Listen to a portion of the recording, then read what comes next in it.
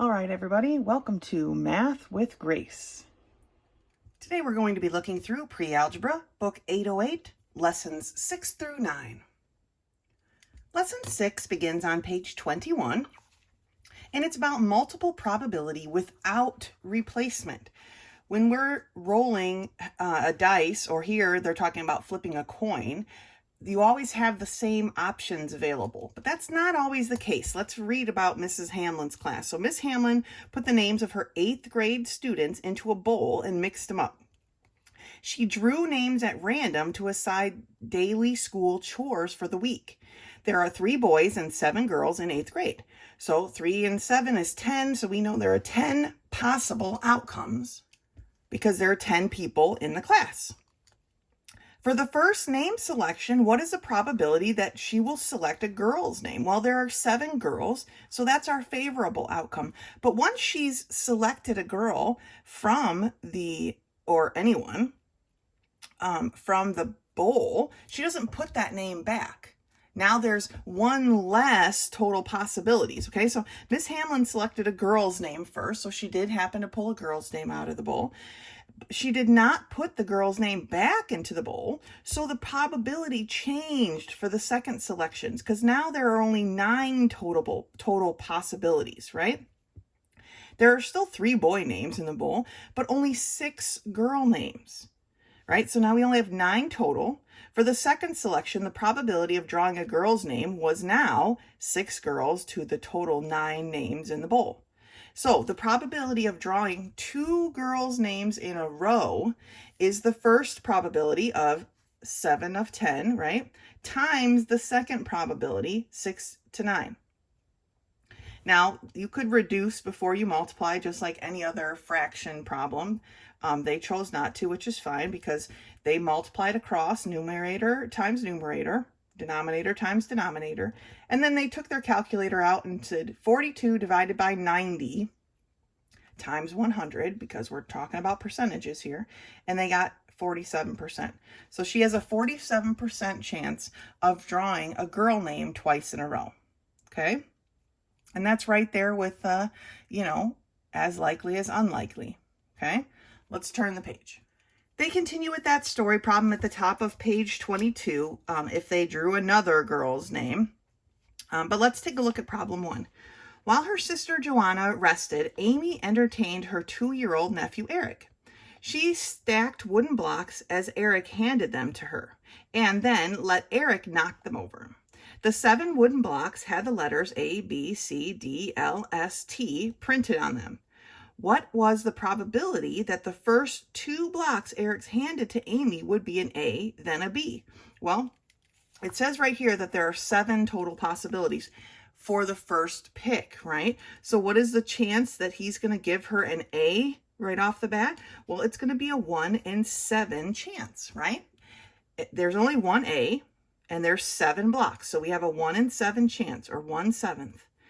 Then, because that block is gone, now our total possibilities has become 6, right? And then how many B's are there? Well, there's only one B. So we have 1/7 times 1/6, which is 1/42.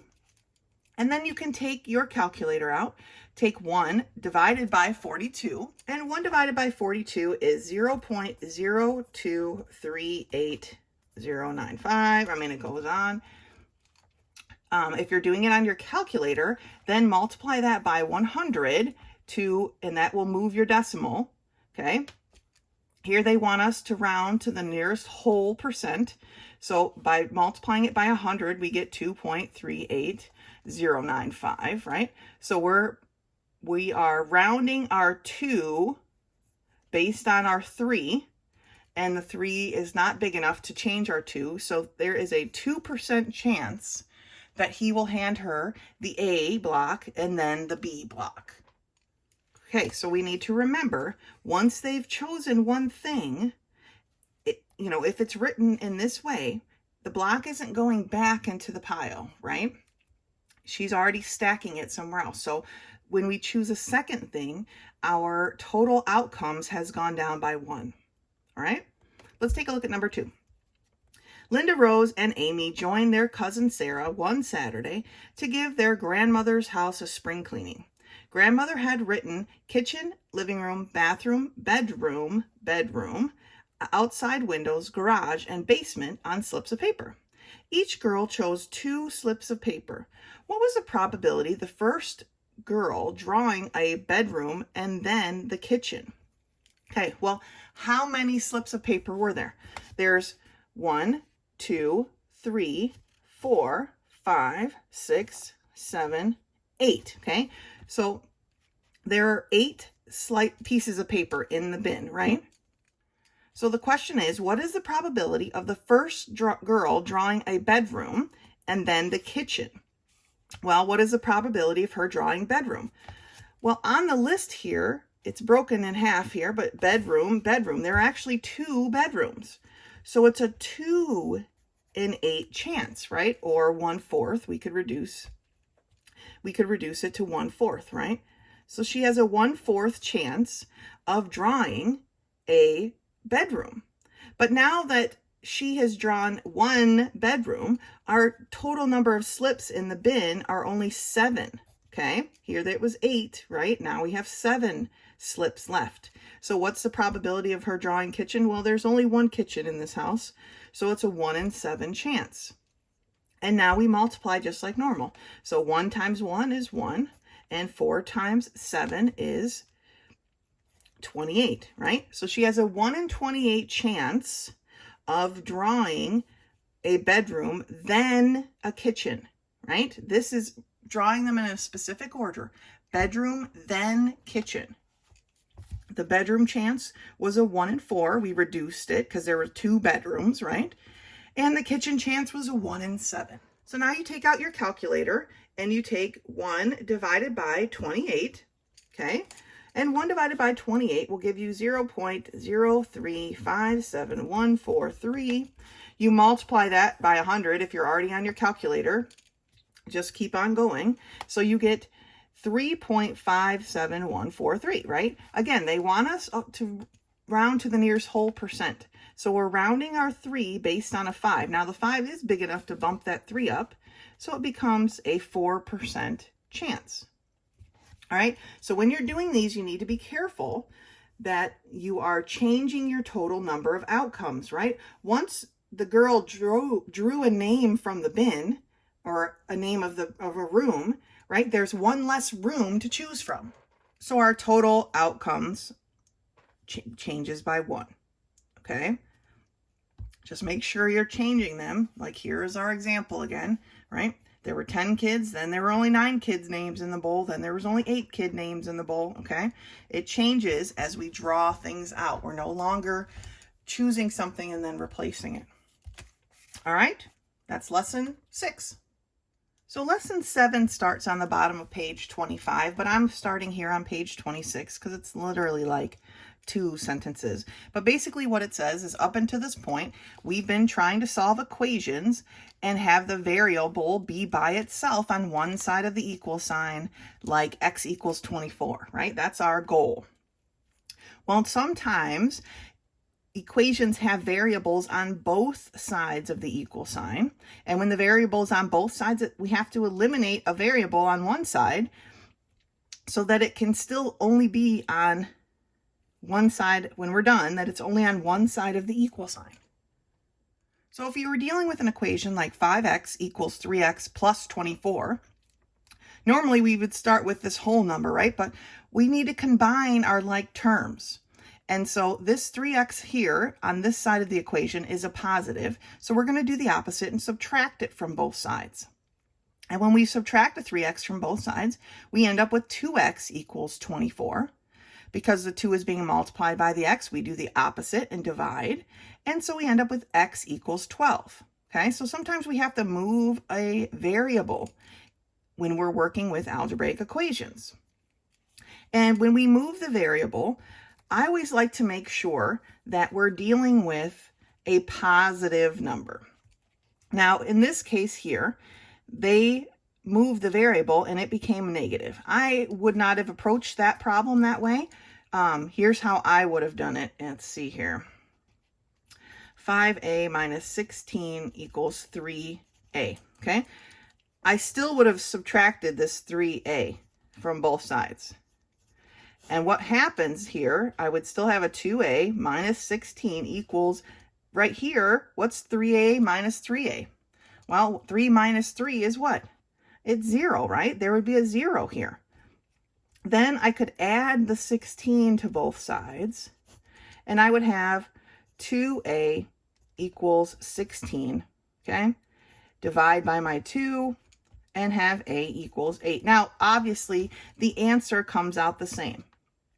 Did I have to do one extra step? Yes, I did.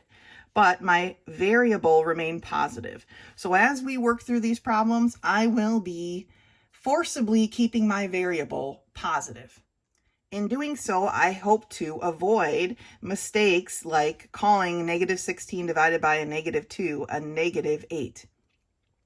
I know a negative over a negative means a positive answer, but it's one of those places that's really easy to make a mistake. So I will do my best to keep my variables positive. Same here. I would have done this one differently as well. But it's merely to avoid making a mistake with a sign, okay? So let's take a look at these problems. All right, so 1a reads negative 3x equals negative 2x minus 4.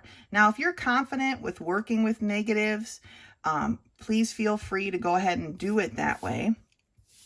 But like I said, I like to keep my variables positive. So here my 3x is a negative, so I'm going to do the opposite, and I'm going to add it to both sides. Okay.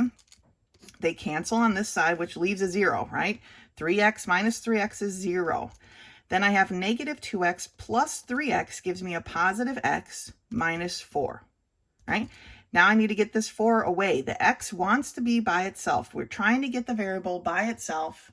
It's very introverted, does not want people around. So this 4 is being subtracted. We're going to do the opposite. Oh, man. And add it. Okay. We're going to add the 4 to both sides. So these cancel. I'll become a 0, right? And the x comes down, and we have x equals 4. Okay, that's our answer. Now, if you had done this the other way, I'm going to rewrite it here. This is the only one I'm going to do both ways. Okay, and you had just decided to move this variable, the negative 2x, you would have added 2x to both sides. And here you would have gotten a negative x equals negative 4. Now that cannot be your answer. This is what I'm talking about with trying to avoid the negatives. This is not a proper answer because technically the x is not by itself. It has that pesky negative sign. So you actually have to divide both sides by a negative 1 so that we can have x equal to 4. All right. But some people forget that. A lot of people forget that. So I try to avoid that by keeping my variables positive. All right, let's look at part B. We have 5y minus 8 equals 9y. Well, by moving the 5y, we'll keep our variable positive, right? It's being added here, so we're going to do the opposite and subtract. From both sides, we subtract our 5y. So our negative 8 is left, and it's equal to 9y minus 5y, or 4y. Now, the 4 is being multiplied by y, so we want to do the opposite and divide. And we get y is equal to negative 8 divided by 4. Negative 8 divided by 4 is going to give us a negative answer, and 8 divided by 4 is 2. So our answer here is y equals negative 2, or negative 2 equals y. Let's look at the next two. All right, looking at part C, we have negative 4y equals 2y plus 5. All right, well, like I said, I want to keep my variable positive, so I'm going to move this negative 4y, and I'm going to do the opposite and add 4y to both sides. Okay, this becomes a 0 is equal to 2y plus 4y, or 6y plus 5. Okay, now I want to move this plus 5. It's being added, so we're going to do the opposite and subtract. So I have negative 5 is equal to 6y. 6 is being multiplied by y, so we're going to do the opposite and divide by the 6, not the y. And so y is equal to negative 5 over 6, right? That can't be reduced at all. It can't be changed in any way. That is just a fraction, and that happens to be our answer, all right? Last one, part D.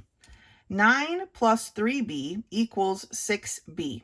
Now, to keep this variable positive, I'm going to move my 3b. Because it's being added, we're going to do the opposite and subtract. Both sides, so it cancels, becomes a 0. And 9 is equal to, now, 6b minus 3b, or 3b. 3 is being multiplied by b, so we're going to do the opposite and divide both sides by b. And so we're left with b is equal to 3. Okay? So when we're working with a variable on both sides, we simply need to combine our like terms. And we have to do that by moving a variable across the equal sign. Okay? Like I said, you could move it whichever way you want. It does not affect the answer. The reason I like to keep my variable positive is because I feel like it avoids mistakes like what could happen here. Okay, I've had many students just write x equals negative 4, negative x equals negative 4. Boom, that's their answer. But that is not a correct answer. Okay, we cannot have a negative sign in front of our variable and have it be the correct answer. So if you're going to do it that way, just be very careful. I like to keep mine positive. Sometimes that means I'd have to take an extra step, but so be it. It's math. There's always tons of steps, right? Okay. And so when you're moving across the equal sign, you're making sure you're doing the opposite of what's already been done. Here is a positive 5y, so we subtracted, and then you solve it like normal. All right? Good job. Lesson 8 begins on page 31, and it's about multiplying square roots. Now, when we've added square roots together, right, if we had the square root of 2 plus the square root of 3, we could only add them together if they had a like radicand, right? These do not have a like radicand, so we could not add them together. But it is possible to multiply square roots together as long as they have the same index. Okay, remember the index is what would be right here.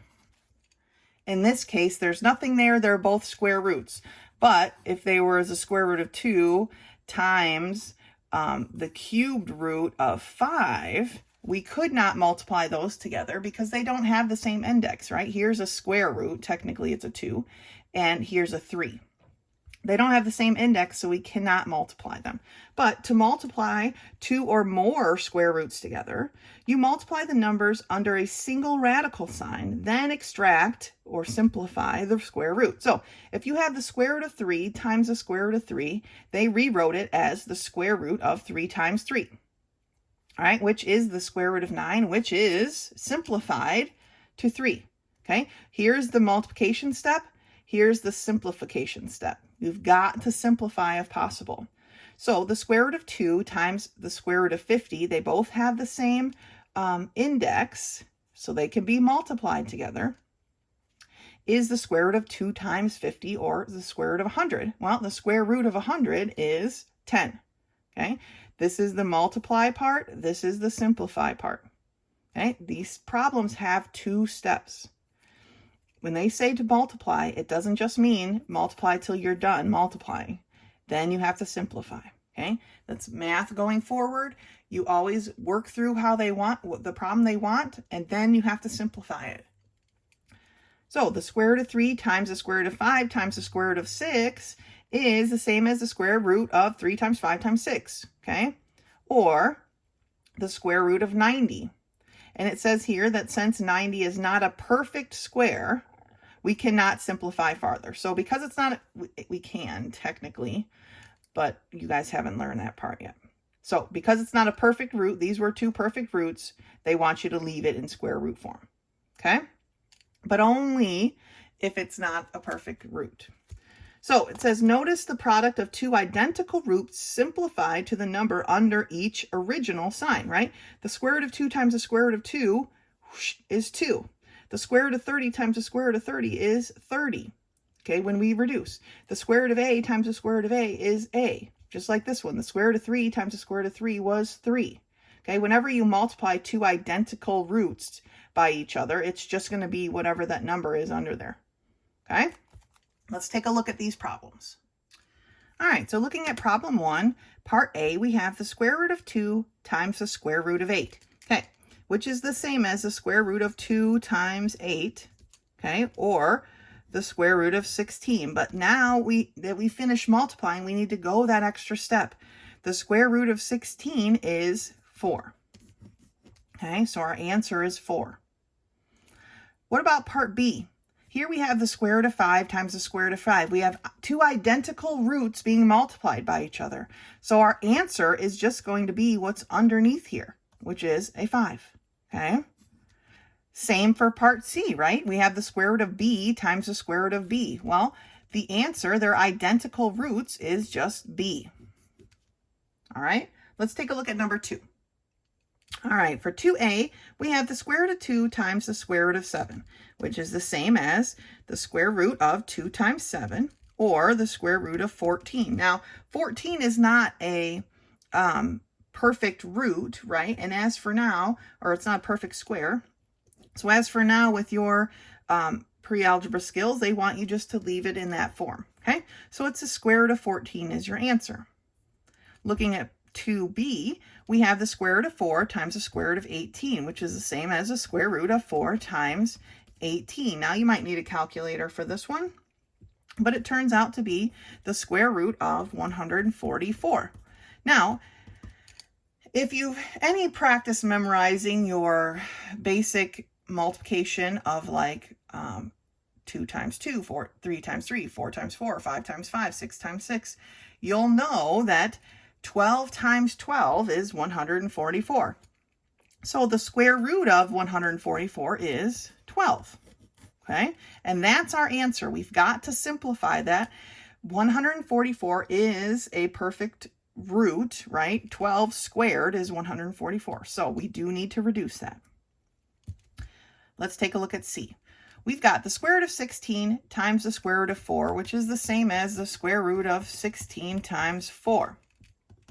Which, if you need your calculator, is the square root of 64. I only know that because it's just another multiple of 4, right? 4 times 4 is 16, times 4 is 64.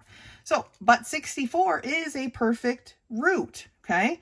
What two numbers, what multiplied, what number multiplied by itself is 64? Well, 8 times 8 is 64. So the square root of 64 is 8. All right, let's do one more row, number 3.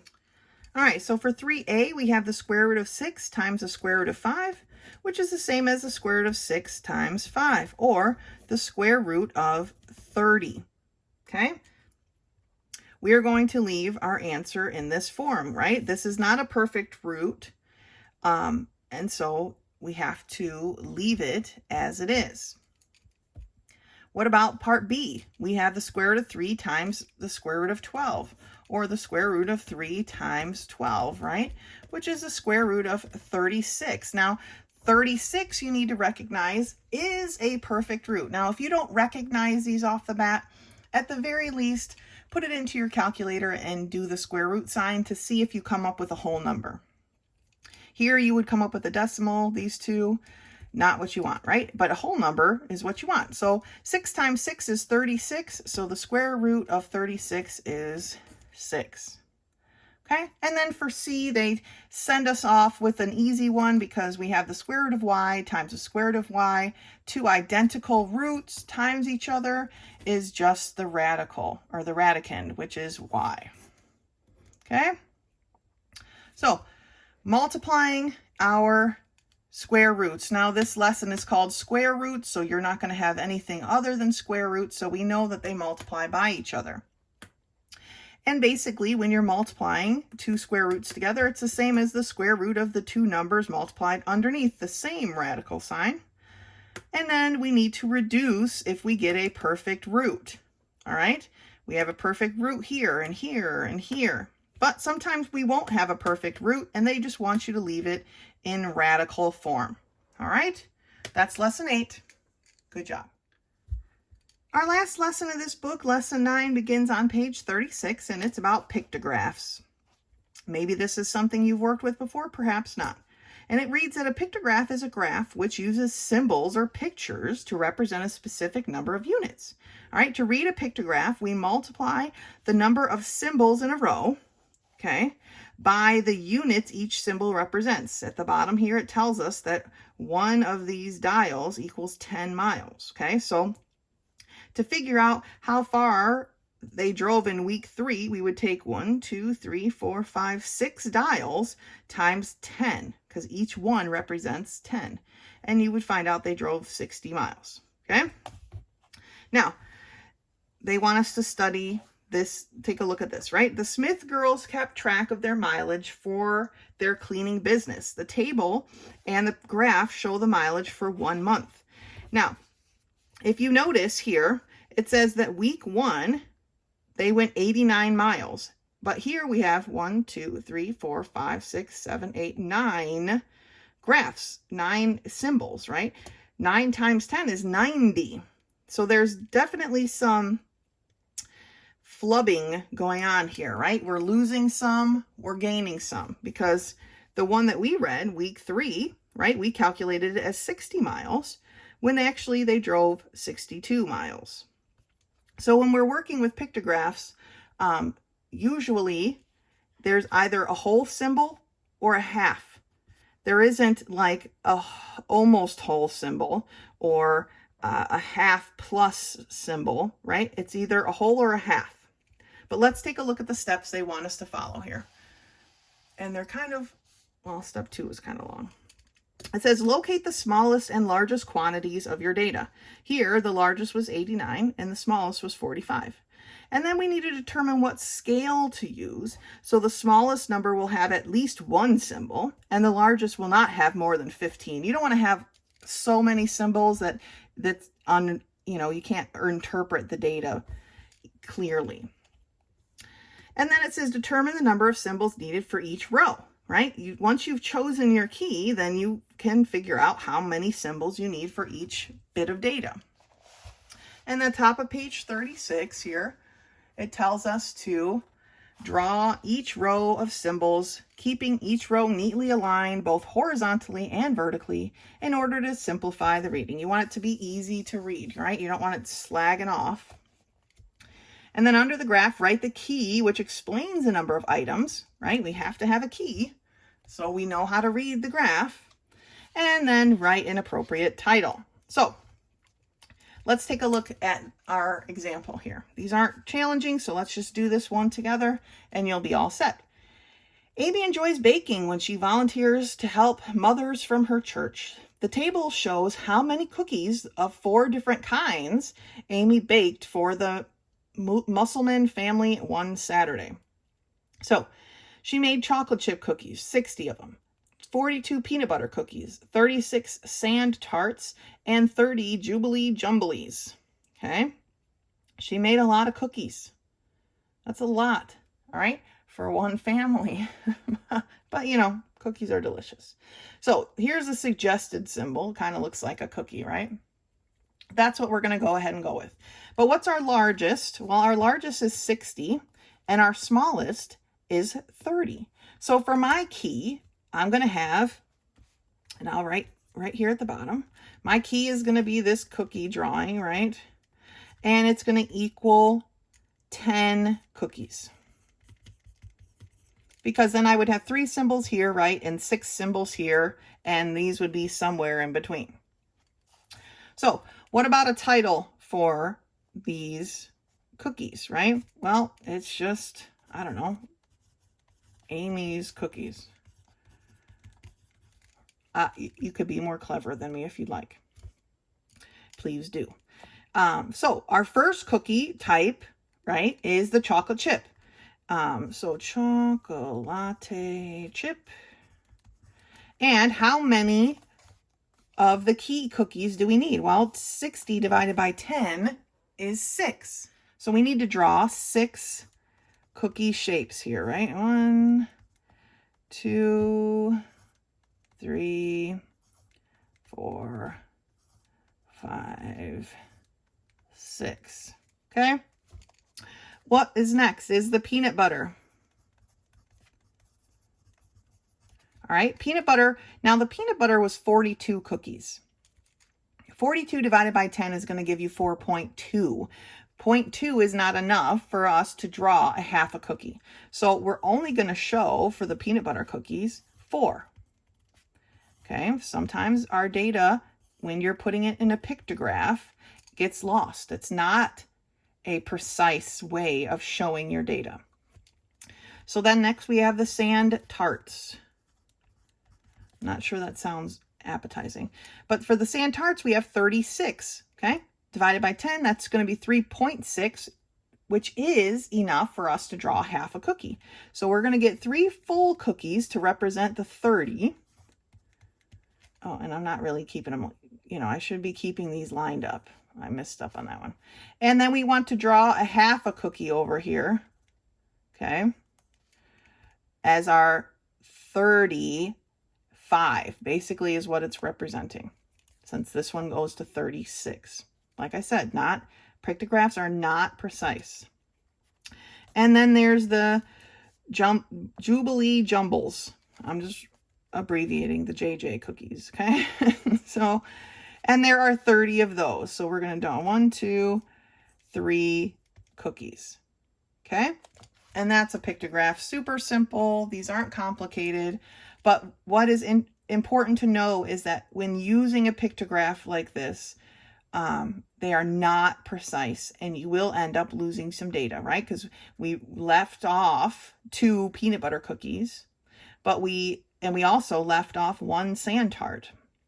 So while this doesn't represent the data precisely, it is a quick look at what exactly happened, okay? And that's a pictograph. Great job. Great work this week. Keep it up. If you have questions, you know how to contact me via text, or you can meet me in my office hours. Otherwise, until next time.